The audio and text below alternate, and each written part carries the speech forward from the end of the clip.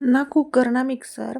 ज्वारीच्या पिठापासून तयार होणारा अतिशय पौष्टिक असा नाश्ता आज आपण तयार करणार आहोत. त्यासाठी इथे मी 1 वाटी ज्वारीचं पीठ घेतलेलं आहे. आता आपल्याला 1 वाटी रवा लागणार आहे. इथे रवा जो आहे तो मी बारीक रवा घेतलेला आहे. यासाठी आपल्याला लागणार आहे दही. दही जे आहे ते मी अर्धी वाटी दही घेतलेलं आहे.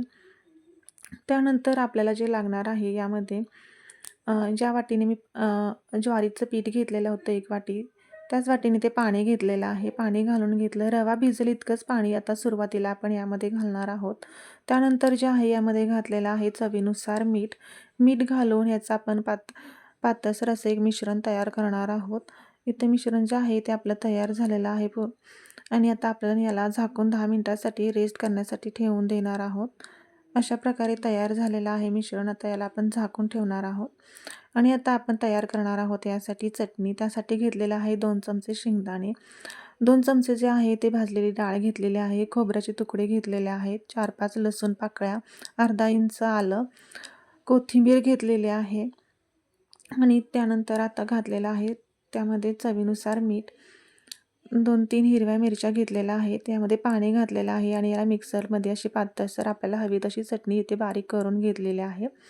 त्यानंतर याला तडका देण्यासाठी चटणीला इथे मी पॅन ठेवलेला आहे. त्यामध्ये घातलेलं आहे पळीभर तेल, उडदाची डाळ घातलेली आहे अर्धा चमचा जी आहे भाजलेली डाळ घातलेली आहे, मोहरी घातलेली आहे आणि जिरे आणि सुक्या मिरच्या घातलेल्या आहेत. त्याला असं 10 सेकंद असं भाजून घेतलेलं आहे आणि आपल्या तयार झालेल्या चटणीमध्ये मी याला ओतून दिलेलं आहे. इथे आपली चटणी जी आहे ती पूर्णपणे तयार आहे.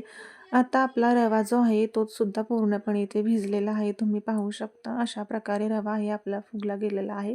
छानपैकी तयार झालेला आहे. यामध्ये आता आपण थोडंसं पाणी घातलेलं आहे. तर मला सुरुवातीपासून आतापर्यंत 1.5 वाटी पाणी यामध्ये मी ॲड केलेलं आहे.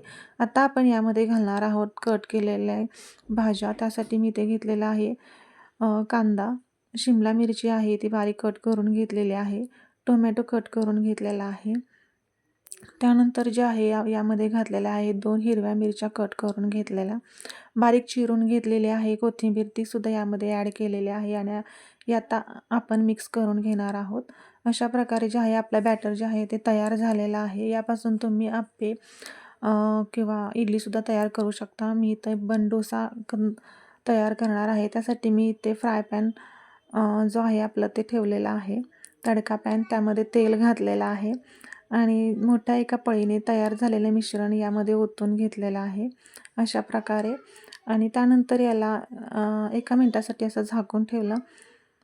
त्यानंतर तुम्ही पाहू शकता इथं अशा प्रकारे हा वरून अशा प्रकारे जे आहे आपला बनडोसा भाजलेला आहे. आता यावरती आपण तेल घालणार आहोत.